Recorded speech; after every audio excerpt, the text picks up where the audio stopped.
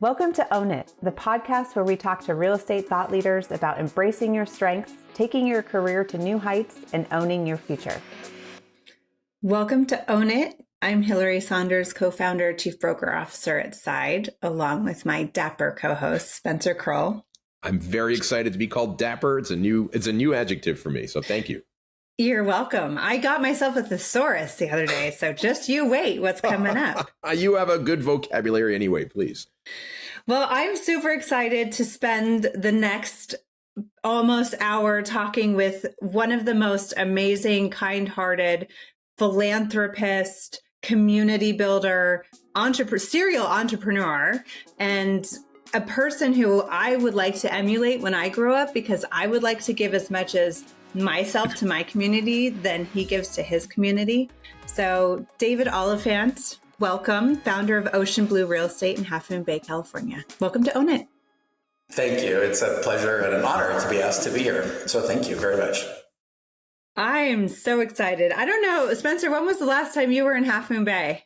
Oh, it's probably going to be 2019, I think, maybe 2020, like right before everything happened. Yeah. So downtown Half Moon Bay, for people who have not been there, you can Google it. It's on the coast in Central California, just south of San Francisco, has this amazingly historic downtown. And David is literally at the heart of the rejuvenation of the downtown community with his 6 businesses. So not only are you like the king of the coast real estate wise, but you're also like diving into making Half Moon Bay back to its former glory. And let's just start with that. Why take on that massively heavy lift? To be honest, I didn't realize it was going to be what I said yes. Probably because I love it, right? We moved here by choice. I'm constantly telling clients that people in Half Moon Bay are here by choice. So the vibe is different, right? Versus living somewhere where maybe people aren't there by choice. And I just love that feeling. And we were fortunate enough to move here. We literally drove around the country for a year in a motorhome until we landed on Half Moon Bay. So it was a conscious decision for us.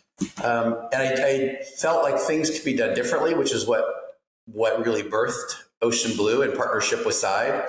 But I felt like more niches needed to be filled. And when I kept seeing those, that's when we kept just jumping in. When you drove around in a motorhome, did you drive around in your iconic VW bus? No, that was in storage for the year. We bought a big 40-foot motorhome and a Jeep. I think people thought we put a Dave Matthews Band sticker on the back. So I think people just thought we were the Dave Matthews Band driving around the country. I'm actually shocked that you're also not in a band, right? I mean, for all the things that you do. I want to get to that list in a second, but what prompted you to drive? Like, what prompted you to do this? What prompted you to take that journey? Well, so Christopher, my husband, was with Cirque du Soleil for many years, a creator, a performer, and a dance coach and an artistic creator. And a contract that he had come to the end. I didn't love living in Vegas, and we were fortunate enough to take some time off. So we thought we knew we wanted to leave Vegas. We didn't know where we wanted to go. And I said, well, why don't we buy a big motorhome and put the dogs in it and rent our houses and drive around and find our people? That was the only plan we had, and a couple credit cards, because the motor going about 8 miles to the gallon. Did you? I'm just curious. Like, have you ever considered writing a book about that experience? Because that's a great story itself. Yeah, it might be. I should write a memoir at some point. I mean, there's so many pieces that go into that. Even the dog that we met on the streets of China while we were there visiting, right, and ended up bringing him home, right. So there's so many different things that are just ridiculous about our life, but I love ridiculous. I don't even know where to start. This podcast could be days long if we start with Cirque du Soleil, rescuing dogs in China. But let's start with your 6 businesses and let's end on Ocean Blue so we can dive into that. So what are your entrepreneurial babies that you've created? So kind of holding on the real estate company for a minute, I'm in a great Mediterranean style building on Main Street, and there's a lot of great branding that can happen. So right on the corner, a great space opened up, and the local artists of the coast and probably the country had a really hard time during COVID. So we opened a local artist collective where they support the collective, but we're now supporting about 140 local artists a year and 4 different nonprofits. through a charity program that we have that is given through the artists. So the art gallery is one. We just recently, because Christopher, again, is a dancer, performer, athlete, we just recently bought a personal training center and a gym called Fit Studios here in Half Moon Bay. So we're now running a gym, which I didn't know I had in me. We have an Airbnb. We have a costume shop called Fancy Pants Costumes because Christopher, from all the shows he's produced, we've collected 2,000 square feet of cataloged and organized costumes. And then we're getting ready to open Blue Dragon Pho, which will be a traditional Vietnamese, local, organic, gluten-free noodle window, open just a couple hours a day where people can come up and get their beautiful broth and then either eat in our courtyard and buy some real estate and some art, or take it home. That's the best slogan I've heard all day. Have some pho, buy a house. Right. Well, when the city of Half Moon Bay didn't want me to open on Main Street because they don't allow offices, I said, we're retail. There's just a lot of zeros in the number, but we're literally retail. We're selling to the public. So are you the only brokerage that's on Main Street? So right when I took over this old bagel shop because of its location and remodeled it for Ocean Blue, I really wanted the location, right? Desperately. So I went to the city and pleaded because they had just passed what's called the Heritage Ordinance, which means for downtown, no office space on the main floor in downtown on Main Street. It had to be all like public serving. So retail, restaurants, shopping, that sort of thing. So I made the argument with City Hall that we were exactly retail. And I said, what was the last small, really cute town you've been to that didn't have a local real estate company on its main street? Like name one. And they couldn't. So they agreed. And then every other broker tried to do it. Compass tried to open a satellite office. Element Real Estate tried to move downtown. A lot of them. And the city said no to all of them. So we will, as long as I keep the space, forever be the only real estate company on Main Street. It's a really great jumping off point here in terms of your real estate business. I do want to ask one question. You are in a former bagel shop? It was a coffee bagel shop, yes. Okay, I want you. Okay, after you do I know where this is going. After you do the dog rescue, okay, business number 7 or whatever, bagel shop. Hire me. I will come up and run this thing for you. Oh man. Anyway, you had me at bagel. So you said, but here's the interesting thing: you're a local real estate company, right? So everyone else that you mentioned, they're national or kind of a chain, right? So it's like instead of having the Gap come in, you have a clothing store, like a local clothing store come in. What's your philosophy on community? Because I think that's a huge part of your business. Well, early on, even before we, I think, had finalized the logo with the marketing team at Side, I already knew the slogan, right? And that was that we were locally owned, service-driven, and community-focused. Now, we have added a fourth tagline that's in our ads, and it is and nationally recognized, right? Because of our Tom Ferry stuff and the awards that we received there. So I saw that slogan while we were still creating the logo, and it's on our windows right now. And it's because I really love this community, and I felt like there were some of us making a very good living and just taking it all out of the community, right? And I didn't feel like that was fair to the people who were struggling every day, especially service workers and artists and industry people. I just didn't feel it was fair. So we decided to give back a large portion of what we make. I had someone the other day ask me if I was a businessman or a philanthropist. And I was like, oh, that's a compliment. I think it could be both. I don't know. I think that's an amazing compliment because you are giving so much to the community, and you personally and Ocean Blue you sponsor charity events, you sponsor community events. How big is Ocean Blue now? How many agents, staff do you have? What does that look like? And did you imagine that you'd get here in this amount of time? That's the quirky thing. And we just did a video actually where I was interviewed and we put it on our website. It's just called The Video Message from the Founder. But when I had this little bagel shop spot, and I think I want to say I spent like 40 or 50 grand, like making it into this really cool little community kind of office. It was just me. And I thought, you know what? In this community, I believe in if you build it, they will come. So I spent a fortune on advertising and the rent, and the energy started happening, right? And I was busy, thankfully, at the time.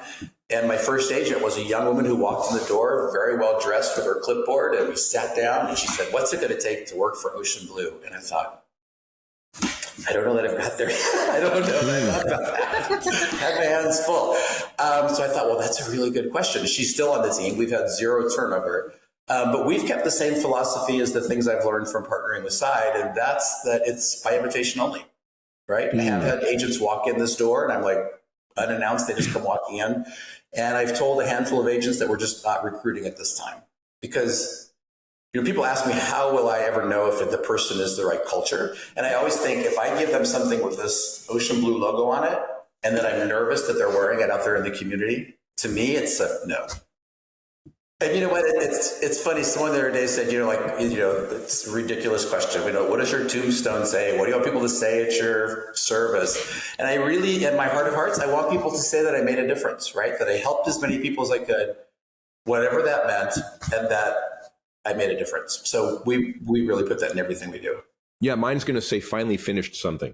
So you mentioned something also. You mentioned that you wanted to brand the corner, right? So you're on the corner. You have the spots on all four corners now, right? Is that right? So I do now. We didn't originally because I was kind of one spot in, which is still a really great location, but it was the corner unit that became available. So they had Main Street facing and the corner, which is really busy because that's where the Bank of America is. That's where the new library is. There's the LGBTQ community centers across the street, right, which we help open. And there's a great bar across the street. So there's a lot of traffic on that corner. And that's when I thought I need to brand that corner, number one. And number two, I need to help the artist community. So going back to, you've got 13, right? Yep, 12 Pages? was me, yes. Okay. So how are they all fitting into this community that you've created, this culture on the coast? Are they all very much like-minded? Do they have strengths and weaknesses? I know they came about organically and they're the right fit, but what kind of positions do they fill? So, I told people, and I tell people all the time that, we always have to give people a reason to love us. And in a community like this, we can't just be in the community. We have to be part of the fabric of the community. So the agents that have come onto the Ocean Blue team already were witnessing to me that they wanted to be a part of the fabric, right? So we've got a couple local guys born and raised here that are surfers, right? We've got two businesswomen that are partners that own a local distillery in the harbor. I intentionally recruited and built a layer of agents that have been here for 40 years with all the big box brokers, but wanted to retire. I've asked them never to say the word retirement, but we have a layer of referral agents that, grew up here. And in a small town, if you have a number of agents that have been here 35, 40 years, they get phone calls every day.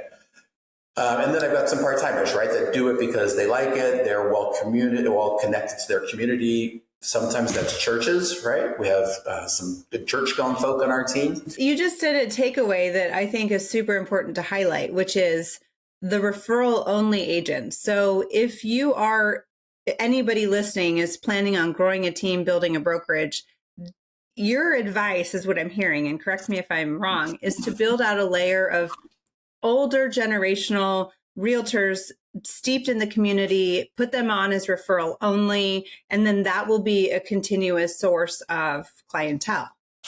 No doubt. And when I kind of saw the downturn coming, it was even more important to me, right? Because the number of phone calls that agents are getting are becoming fewer and fewer and fewer. And oftentimes it's those very seasoned agents that people bounce back to. What really started it in my mind is two really young, energetic guys that I love came over from another brand. And I knew that there were senior agents on their team that loved them. And when they received a listing or a buyer, they typically gave it to that new agent that just came onto my team. So the minute I signed with those two new guys, you know who I called? Were the two others that they always referred to with those brands. And I'm like, listen, your favorite guy's here. I know community is important to you. Can we have lunch? And both of them said yes. So they both didn't even bat an eye. That's such a brilliant strategy. And so many people probably didn't or haven't, and now they will recognize that as a strategy. What a great takeaway and what a great way to build stuff. You said that the agents that are come in by invite only, you invite them in. How do you find, I'm not sure if you're still growing the team right now, if you're happy where it is. Right. So how do you make that decision? I mean, what's something, let's just say that I was an agent in your community and you decided, all right, I want to invite Spencer in. What would you be See, looking he's for? trying to get his way into I was trying to get in. do. Yeah, I haven't been active in 10 years. Seeing But that. And he's texting me too on my phone. What's happening? You know what? For me, it's not about a book of business. I feel like we could teach anybody the business, especially in today's market, because that's not a fair representation of an agent. For me, it's 99.99% culture. It is. If I know how they behave in the community, if I know they're trying as hard as they can, if I know that they show up every single day and try, and I trust them in the Ocean Blue brand, for me, that's a yes, right? I had an HR director years ago when I was the head of a training department. And she said, David, when you recruit people, you're going to know in 30 seconds. You're going to know in 30 seconds. You've already read their resume, but you're going to know in 30 seconds if they're providing energy to you and your brand or if they're draining it and sucking it dry. She said, it's very clear. And I've always thought that 30 seconds. I really believe that you can tell. How does that sort of past for you, your past careers, how does that inform how you do your business now? Well, you know, I've had a very colorful background. I got to move to Europe when I was 20, right? The first partner that I met was moving to Europe for a year. So I turned 21 in Paris. That changed lots of things. Then sadly, I lost that partner at age 30 during the AIDS crisis, right? So that changed everything in my mind. So at age 30, I was already dealing with my mortality. Looking back, so thankful for that experience. But then I thought, okay, I'm not sitting around. I'm not doing this. So I wanted to travel. So I got jobs as a flight attendant for TWA back in the day. I tired of that. So I got a job as a cruise director for Silver Sea, which is a privately owned Italian cruise line. And so those really just gave me a great flair of how people lived and how people took care of each other and what people found important, and really just how to talk to people that were so different than myself. And so coming out of it now, especially, I don't know that I recognize this, but now, you know, opening a real estate brand, which I never thought about doing when I got into real estate. You know, I wanted to do a few deals, not commute, go home, go on vacation. And now here I am, right? But that whole life experience, which encompasses all of that, even, you know, in the middle of 5 boys, right? So I was constantly the mediator. Like, what are my 2 younger brothers doing? And my 2 older brothers are going too fast, come back, wait for everybody. So all of that really, I think, has made me into the business owner that I am today. But to me, it's a people first business, you know, team, other realtors. You've done so many things. There's so many reiterations of career, life, business. Given us an example of something that you've failed at and learned from. Like one of my favorite topics is failing forward, right? Like we experience these situations for a reason. We may not think that in the moment, but I think the people who come out better on the other end realize them, look back and say, okay, I learned from him. So what is something that you tried, it didn't work out, and then you learned from? How much time do we have? Well, consider the audience is learning to be, you know, great realtors and entrepreneurs in their own right. You know, the thing, I have a really weird upbringing, right? Because my parents told us that everything was on purpose and everything you did was going to mean something. And we were never taught guilt, right? So when I think of what I failed at in my brain, I'm like, I don't know, have I? Because I learned something from everything. The one thing that comes to mind is maybe politics. For a hot minute, I thought, okay, maybe I can make a difference, like running for office and trying to create change internally. And then when I started to see that by kind of looking into it, I struggled with what I saw and how people behaved and how your hands were kind of tied because you had to report to whomever that was. And I thought, oh, this world just isn't for me. It's just not, you know, so that might be. I think your soul would have been sucked away and you would have shriveled up because you exude energy and empathy and kindness and wanting to be, you know, optimistic and honest, and that arena doesn't bode well for those type of people.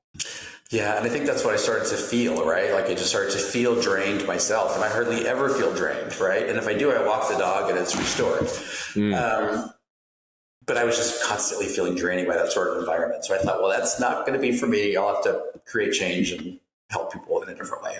Yeah, I guess it's as important to know what you don't want to do as it is to, and it's great that you didn't saddle yourself with that, because you could have. I mean, I truthfully, I could see you getting elected to city council and then you'd be like, oh, damn, I got to do this for you. And knowing knowing you would do it, 100%, probably hating every moment of it. But I want to talk about what it takes to do the stuff that you do. You have a lot of these businesses. You have a great real estate business. You have a team of 13 people that so you're obviously a leader, right? So any of the businesses you have employees, I'm assuming, for everything.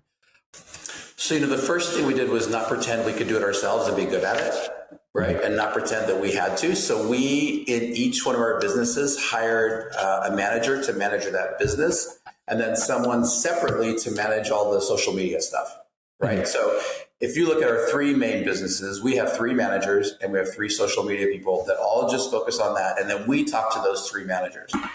And we empower them and we pay them as well as we can because we want them to stay. We've also thankfully had no turnover at those positions, but they're again, trusted people that understand our vision and that will protect our back and are kind of looking out for us. But we knew the first thing we had to admit is that we felt like we were doing it for the right reason, but that we couldn't do it alone. Right. So that's when we brought three really key people on to support us. Yeah. Another key lesson. You can't do it all yourself. No, you got to let go for sure. You're a people person, clearly. I mean, I don't think that's going to be a surprise, flight attendant, cruise director, realtor. Right. What about real estate is so fulfilling to you specifically? I tell clients all the time, deep breaths and baby steps, right? I think that one of the things that I really love about it, I will admit my superpower is being calm. I like being able to care for people in a stressful situation, right? I probably should have been an ambulance driver or like a 911 operator. But you do teach yoga. I do teach yoga on Sunday mornings. And for me, that's like going to church, right? I love that. So I'll always do that. But I like keeping people whole and protected and looking out for their best interest, even when no one's looking, and just caring for the person in the situation. I've always been that person. I don't think it's anything I honed in on or successfully created about myself. I just think it's DNA. But that's my favorite part about real estate because it's highly stressful for people. So if they see me being calm, right, and I try to reflect this to my team all the time, then chances are they're going to go, wait, why is he not worried? Okay, maybe I shouldn't be worried. And they stay calm. Yeah. That's an interesting piece because going through 2020, right? Let's talk about the pandemic. You were in Half Moon Bay at that time. And I will say I was exiting the area, moving somewhere more remote, and many downtown businesses, many commercial businesses didn't survive. How did you stay calm in that situation and really be a pillar of the community to revitalize, bring people over the hump, bring, your joy, your bubble to the community when we were dealing with that awfulness? We just kept showing up and kept remaining optimistic. From a business perspective, I doubled down and we doubled our marketing budget, right? Because I knew so many agents were just going to have to kind of keep their marketing by the wayside because their income wasn't there. I knew we had to double it and we had to be loud and upfront about that we were still here and we were busy and we were here to support the community. And then we did. We just kept supporting the community through what we could do. We hosted online auctions for different nonprofits here at our office, right? So they could do all their online fundraising. We just tried to stay as busy and as optimistic as we could. And I feel like people absorb that, right? I feel like people recognize it. I feel like people don't know what to do about it or call it, but they feel more calm and kind of more included because of it. And to me, that was good enough, right? I didn't need to figure out why. I just knew that it was working with some people. So we just kept showing up. Which is really inspiring because a lot of times people, a lot of people were holding on to their cash or saying, I'm not going to do this. You went out there, which I think says a lot about you as well. You're on the community development board. I'm trying to remember what it's called, the downtown. What is it? Yes, so I'm the president of the Downtown Merchants Association. Yeah. So what do you do to pump up the other businesses around you to get people as involved as you are with the community? You know what? Our main street, like Hillary was saying, is super cute and super quaint. And I make a point of walking up and down Main Street. Some people ask me when I'm running for mayor. Some people drag me in and buy a cup of coffee. Other people say, what do you think about this sweater? But I make a point of just being out there. I'm constantly wearing my branding, right? I have that great 68 VW bus. I drive that up and down Main Street all the time, and people honk and wave. And I really, really try to stay engaged and present in our downtown community, just literally by walking around and walking in. And, we shop in the stores here. We eat in the restaurants here. We buy our coffee here. We do all of that. And I think that matters. I think that's important. Is this a formal, hi, I'm running for mayor announcement, or is that too premature? No, in our community, you have to be on the city council, and then they rotate city council members as mayor. And I was like, oh, interesting. I was like, that's a hard stop. Hell no. that and my husband threatened to kill me. Well, that is kind of a hard stop there too, I think. He's like, oh, hell no. But this is really cool. Again, being in the community, and you talk about everybody else being involved in the community. So many people give lip service to it, and for them, the idea of being in a community is, we sponsor a food drive or something like that, which is important. A lot of times, people just go with one thing. They're known for the apple pie once a year sort of thing. You seem to have a constant flow of being in the community, which is amazing. How do you keep inspiring your agents to do that, or is that just their DNA? So, I'm constantly working on our website, right? There's a page I'm going to add to it, and it's going to be, what are our agents up to, right? So I have one gentleman that runs the local surf contest at the Jetty Wave, right? I have one that owns a t-shirt company called Highway One Love. I have two that own the local distillery, right? So in my mind, I'm like, why am I not celebrating that and advertising that? Because that's where their communities are, right? So which means that's where their clients are. So if there's no desks in our office. If you're ever in downtown Half Moon Bay, swing on by. But I don't want agents sitting in here, right? We do floor time on busy weekends, but I want people out in their communities. So we're adding a website so everyone can find my agents in that other chapter of their lives, because those are all community-based projects, right? And to me, it just keeps filtering down and down and down. And what that does is create stability and foundation and a reputation. That sounds like a lot of sphere of influence community. That's where your clients are coming from. Is that how you started out and when you were at a big box, or did you do, farming, online lead gen? Were you always this focused on community, or was this a reiteration of a prior experience?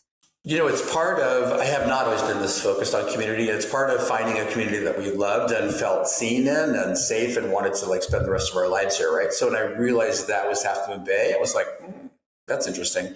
And when I started in real estate, I started at a small family-owned company. It wasn't a big box brand. And I loved that vibe, right? So when it started to not become that anymore and become one of the big box brands, that's, of course, what made me think about Ocean Blue. But the way I started my career was I did every open house I could find.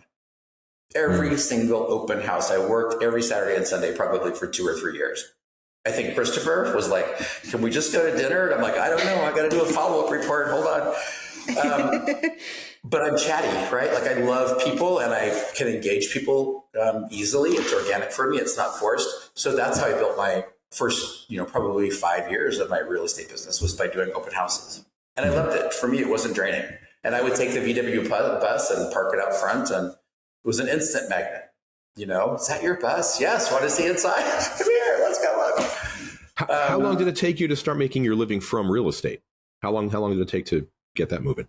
You know what? When I first started, and you guys know me well enough, the manager that hired me of this family-owned company, he said, have you set out goals? And I said, oh yeah, I know it's my first year, but I love people. I know a bit about marketing and I have a good business background. I'm going to sell a house a month in my first year for a full 12 months.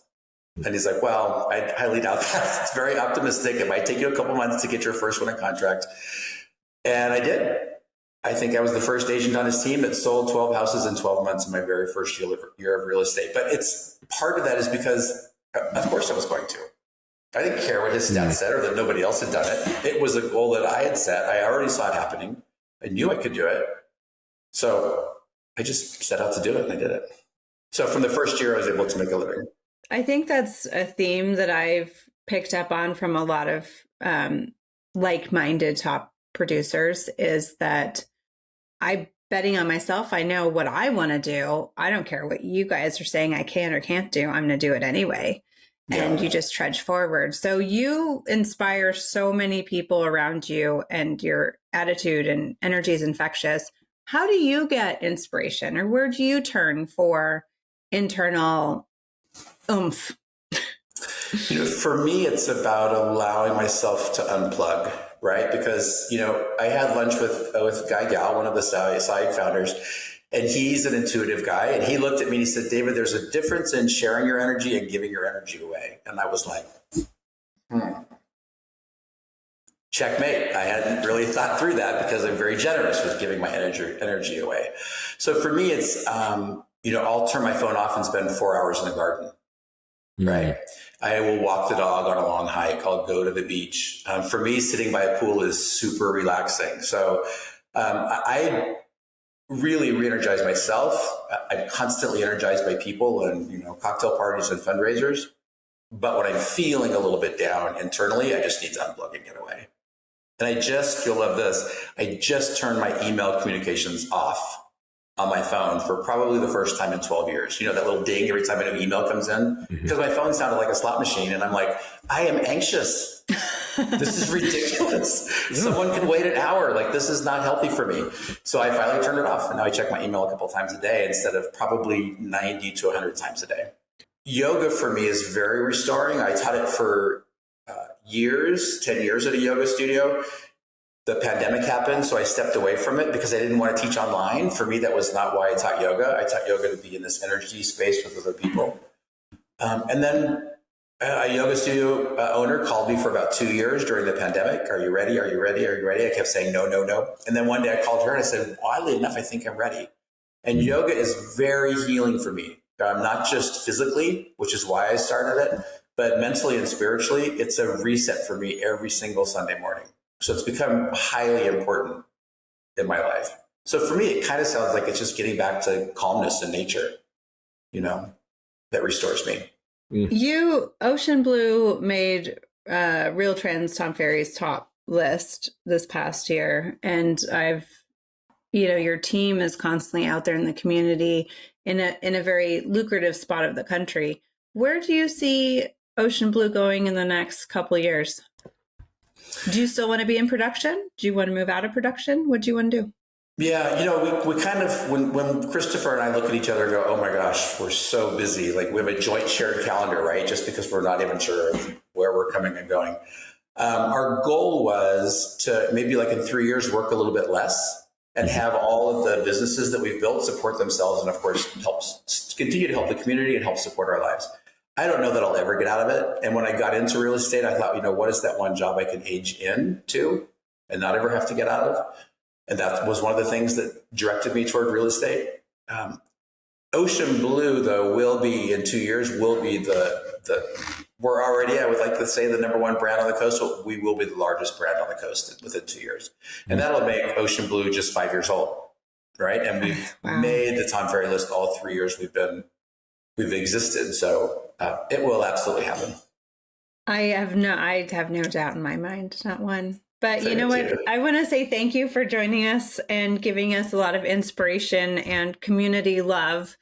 This absolutely blows my mind. Just the stuff that you've accomplished and how mellow you are. I think we're after this, when we wrap completely, Spencer and I are going to talk offline about how to make Spencer more mellow. Come take one of my yoga classes. There you go. Or anybody's yoga class, just take one. If any of our listeners have any questions for David or want to reach out to Ocean Blue, you can always email us at ownit@side.com or visit the Ocean Blue website, which is? So we have two of them, oceanbluere.com or oceanbluerealestate.com. Wonderful. Thank you, David, for being our guest on Own It. And we look forward to having you listen to some more guests down the road. It's been an honor. Thanks for having me.